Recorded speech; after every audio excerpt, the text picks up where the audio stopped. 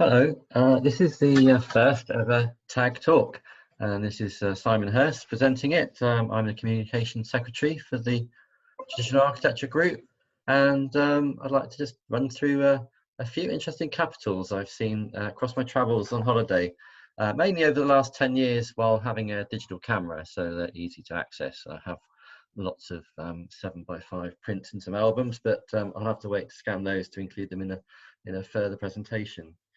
So yes, I've been traveling all over the world really for the last 10 years on holiday, and various countries will feature here, but obviously not, comprehensive the whole world, but this is what I've seen so far, and of course it can grow and grow, so it'll always develop. So let's start off with some talk on capitals, and the first slide coming up. So here's one in Naples. Naples features a few times in this just because I happened to spend a few days there and saw lots of interesting things. So, we'd all recognize this as being in the classical tradition, kind of a Corinthian shape with volutes, but it's all kind of Wookiee-like and all hair forming curls as volutes and rather fun. The rest of it all quite conventional. So you see sort of little oddities, where you think you're not like to expect them. So moving along, let's have a look at the next one. So we're going to look not only at sort of the Western tradition, but also sort of Islamic culture. I happen to been to Turkey a couple of times, North Africa, and so there'll be sort of examples of which show their time and date. Like on the one on the left is clearly sort of 20th century, and the one on the right clearly a lot older. And we're going to look at quite interesting exotic capitals, which to us sort of have recognizable elements of Western classical tradition, but clearly from a different culture. And that's the Hagia Sophia in Istanbul. And while we're still in Istanbul, I'm going to talk about a little bit about what's below capitals as well, because columns also seem to be quite interesting sometimes. And this is a ex-German bank building, I think, in Istanbul, with sort of rusticated columns, which I rather like. And that's going to continue a little bit of a theme there. So had to not miss out one of my heroes, Edwin Lutyens. That's one of his Midland banks. That's one in Manchester, but they're all over the country. And you've got this sort of mannerist detail of the rusticated pilaster sort of dissolving into the wall plane. And on the right is a building in St. Petersburg. I mean, it could be anywhere probably, but there it is, with, again, you can just see some Doric little pilasters poking out from the heavy rustication. And where did it all come from? Well, on the left is Volubilis, that's in Morocco, a Roman settlement built probably by all the local craftsmen, and therefore you see on the right quite a quaint little quirky ionic. It reminds me of a koala bear, I don't know why, and the eggs are sort of rather less egg-shaped than conventionally. And on the left, you'll sort of see what I was going on about dissolving pilasters, because the voussoirs of the arches are actually carved into form the pilaster, and the pilaster sort of sails through the springing point, that moulding there. So it's all quite mannerist without consciously being so, whereas the previous ones obviously were. So last one, perhaps looking at rustication and dissolved pilasters. So on the left, that's in Quito in Ecuador. I went to South America for about 6 weeks, so saw quite a lot of countries and interesting details. And then on the right, that's in Arequipa, and that's in Peru. And it's all made out of this volcanic rock, so you can sort of see it's quite porous and can't take very fine detail, but you've got these sort of little ionic pilasters peeping out behind the half-round engaged column, and you can kind of see that the if I move my cursor, you can see that the wall plane dissolves into this pilaster, which is quite a, by our standards we call that sort of mannerist detail, but to them they were just doing something because that was the thing they wanted to do. So moving on, more rustication, just because we're still on rustication and columns.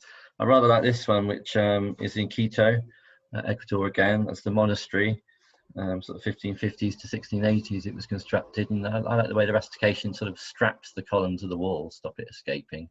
And if you look above the column, the entablature, you've got this sort of Doric frieze, but it's corbels, and on the right it comes its full-blown self. So you can see the triglyphs sort of curl out to support the bracket, and you've got a sneak preview over the next slide, which is in Naples again. So Naples would feature now. We've got these weird little triglyph blocks sort of hanging. I'm not sure what they're doing anyway, but someone's been quite clever. And that's what it's all about, cleverness and fun, really. You don't have to conventionally stick to the way the orders are seen and prescribed. And here we are moving back across to Arequipa, Peru. And what I like about these two examples is you've got this sort of giant order of sort of pilasters, and then there's a sort of, it's carved away, and you've got on the left, you've got a Solomonic column there embedded inside the pilaster, and on the right, you've got a sort of Tuscan Doric sort of just poking out inside. It's sort of just perched inside a sort of giant order. And this is the mestizo style, which is kind of combination, fusion of the local indigenous kind of carving and decoration and iconography with sort of the Spanish influence of the sort of Baroque and classical Western tradition, and somehow it's better for it. I love it. So moving along, this actually reminded me, funny enough, jumping across to Italy again. This is a church in Salerno where it would have been a sort of main nave surrounded on both sides by old reclaimed columns like you'd see on the right there, probably with arches. And then in the 1920s, 30s, they decided to sort of beef it all up and make the pilasters much thicker. And then more recently, they've obviously known that the columns inside are all, you know, from antiquity, and carved out little pockets so you can kind of see the two. So it's sort of this hybrid of the old and the new. And the most extreme version I know of this, others might disagree, is on Ortigia, the island by Syracuse in Sicily. And here, if you look on the left-hand photograph, you can see the outside of it. It is a full-blown 5th century BC Greek Doric temple, and it's been inbuilt to turn into a church.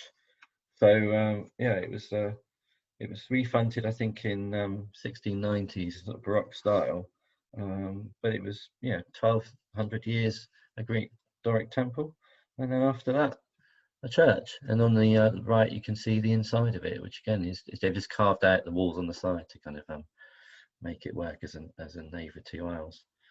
So moving along, we're still on the sort of feature of building over features. On the left, someone's built next to a church and thought, well, we can't really cover up all that fine carvings, they've left a little pocket out in the middle.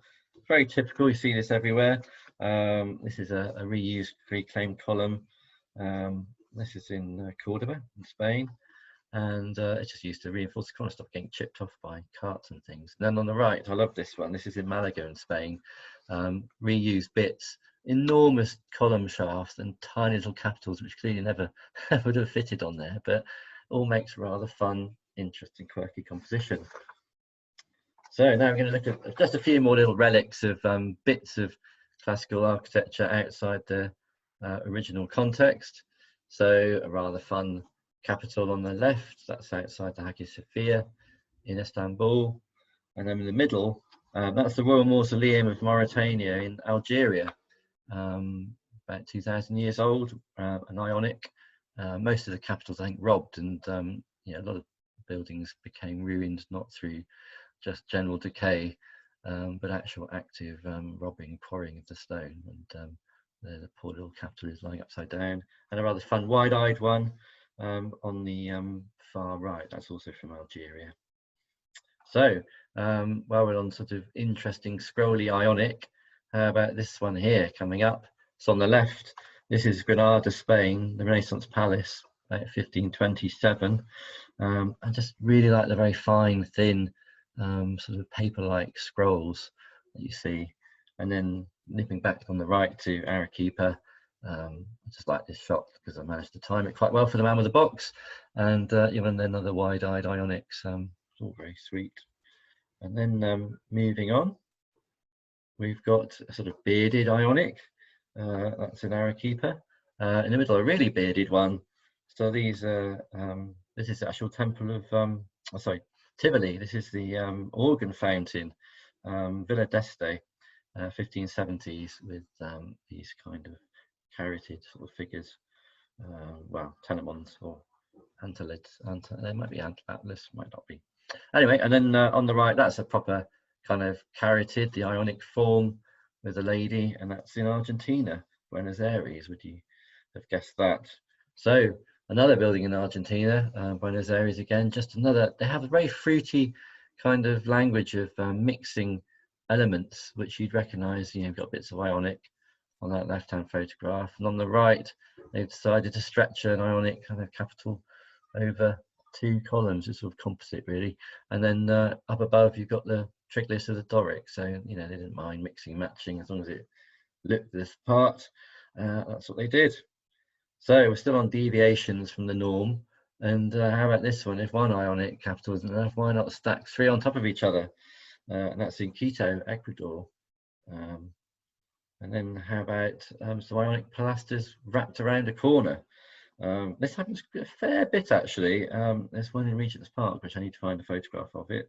And this is Duga, and this is a 2nd century BC Libyo-Punic mausoleum. And you'll see the sort of Proto-Ionic capital, which is kind of 2 volutes sort of sprouting out from the column shaft, just sort of wrapped and folded around the corner. Rather nice. And then again, if you want to see folding of architecture like wallpaper, how about this one? This is Catania in Sicily, I guess 1930s, very stripped back pairs, but clearly Ionic. And I find it slightly disturbing that those corner pilasters just sort of fold round, but why not? And then similar period, again in Italy, this is Taranto, this is the local post office. Again, just really nice, confident and well carved and robust detailing. And then how about the actual use of materiality in your forming of your architecture? So on the right, we've got Potsdam. This is obviously made in iron, and you know, it sort of rather works very well. It's sort of minimal and floaty, but does the job. You know what it is. And how about another Peruvian Ionic? I've seen that before, but I love them, so there's another one.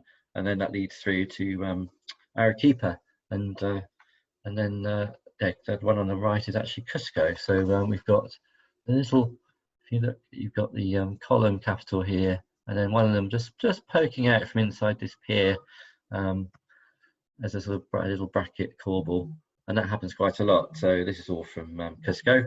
Again, the same idea of sort of dissolving of capitals coming out of the stonework. And the one on the right, Cusco again. I'm showing it more for the actual corbel on corbel in the middle there, sort of above the sort of arch, a sort of fractalization of architecture and things growing out of other things. We'll see a bit more of that later, but I thought that was rather fun. So yeah, so on a similar theme, here's more column capitals and parts of shafts that sprout out of the wall to form a sort of springing point for either a vault or an arch. And then the most extreme version is the one on the far right there, which is the that's in Tunis. That's the museum there, which was a country house palace. And then you've got these kind of rocket boosters holding up the arches on just floating from the ceiling, sort of defying gravity. Anyway, we're still looking at some Ionic. Just got a bit obsessed by Ionic. These are by one of my favourite architects, Joseph Plečnik. He was born in 1872, died in 1957.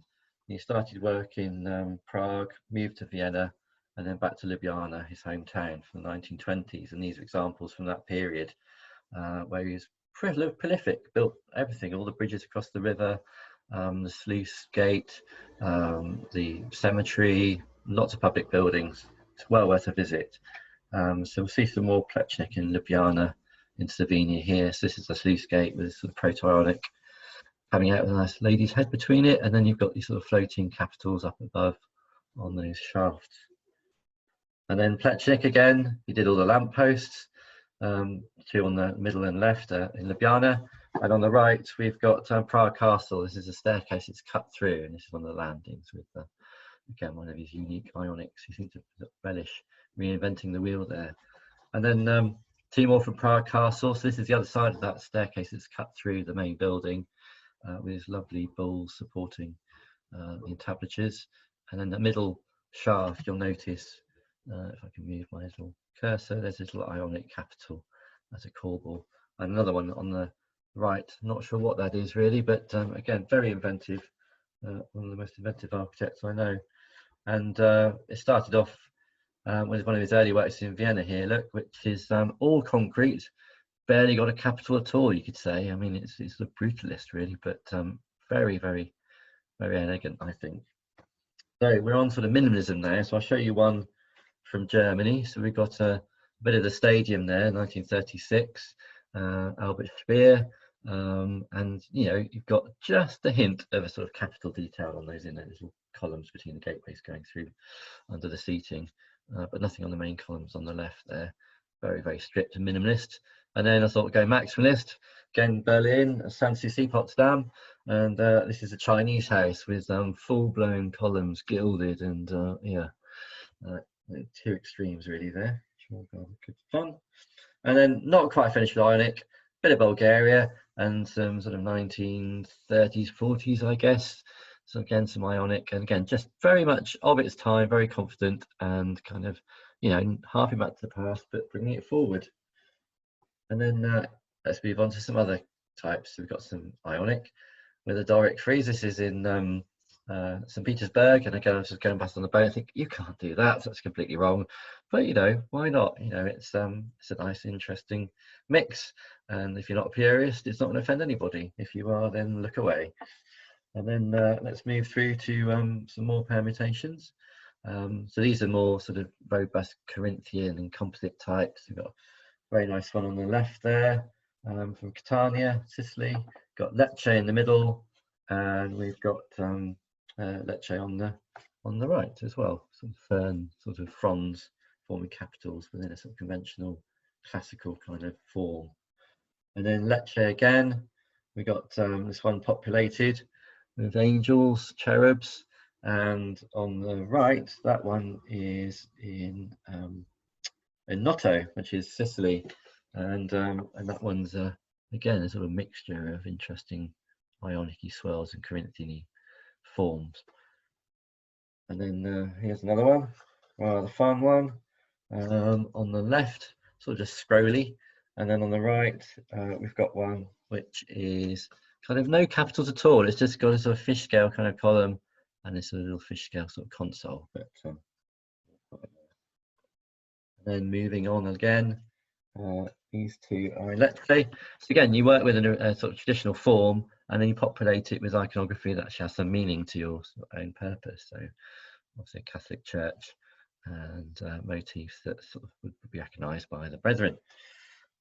And then a nice swirly one, that's in Salerno in Italy, and a nautical one that's in Catherine Palace in St. Petersburg, one of the garden pavilions. And rather sort of nice with the dolphins intertwined, sort of Neptune's head. And then this is more St. Petersburg, can't resist a bit of the underground.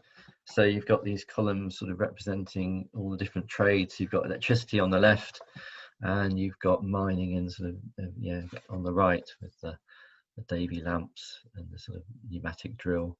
And the middle, again, nautical one, nice integration of an anchor into a capital, again, St. Petersburg.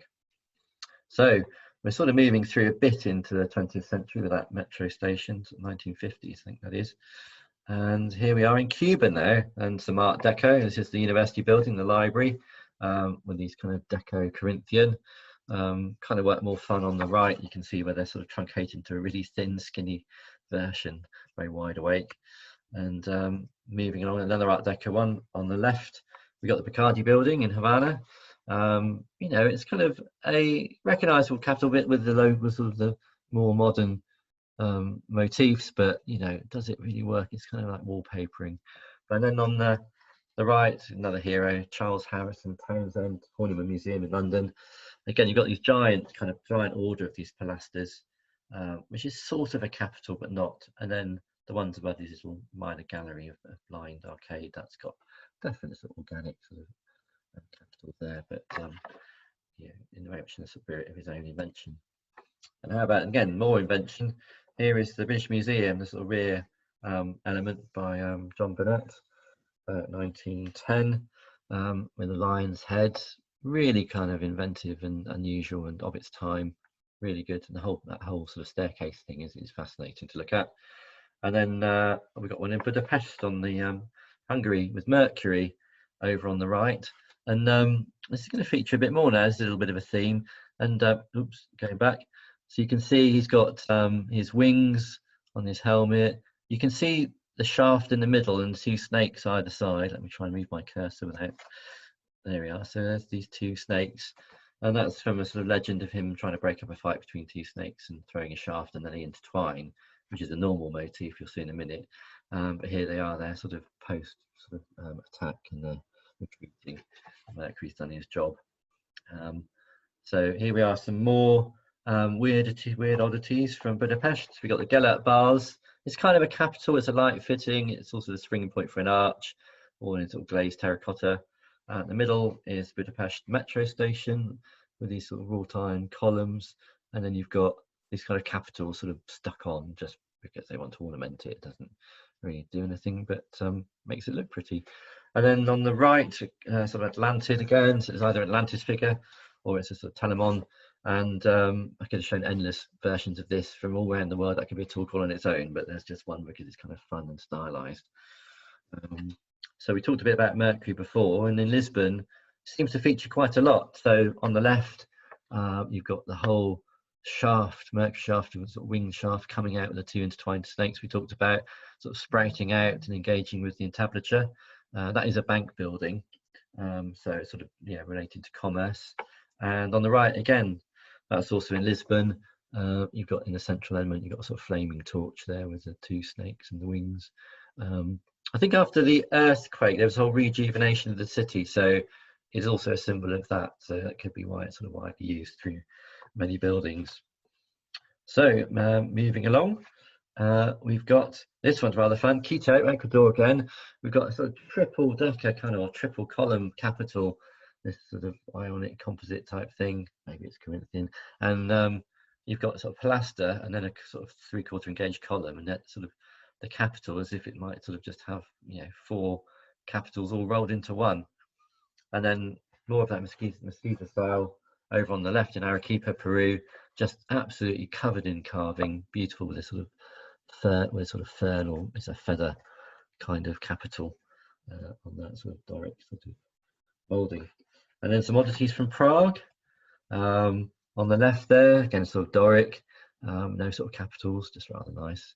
And the middle one, that one that's a very much local style, this sort of red and white stone. And again, you could say that figured carving is a capital, and you've got a frieze above it, or really much of its time and of its period and its location.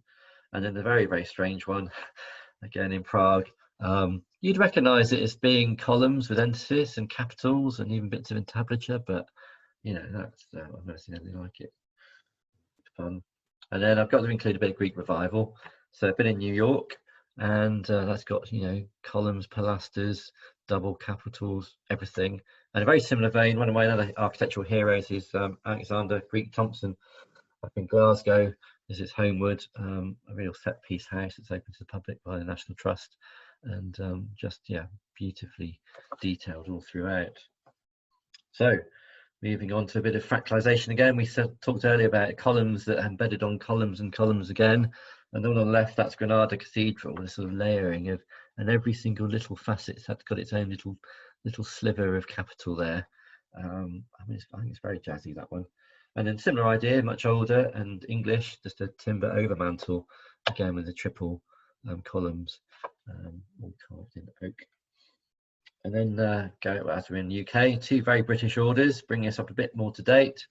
So on the left, we've got the Ammonite capital, invented by George Dance in the 1780s, first used in London, but very popular. There was a guy called Ammon who lived in Lewes down near Brighton, and he had the Ammonite order on his house, and you see several examples of it there. And then on the right, this is John Outram, who I used to work for. This is the pumping station at the Isle of Dogs in the City of London. And again, he has his own iconography for everything. But, I defy anyone to not imagine that if you think about the origins of Corinthian, of the basket laid on the ground with a tile on the top and the Corinthian and the acanthus leaves growing through it, that surely embodies pretty much all of that. And then finally, to end, we started in Naples and we're going to end in Naples. And this was rather fun. You've got this rather cute little cheeky figure, a mascaron, I suppose, protecting warding off evil spirits, but he's about to eat that egg, I think. Or is he sticking his tongue out? I'll let you decide. Anyway, I hope you enjoyed this short romp through capitals of the world, and please do send us any examples of yours, and we'll put them online. And thank you very much for listening.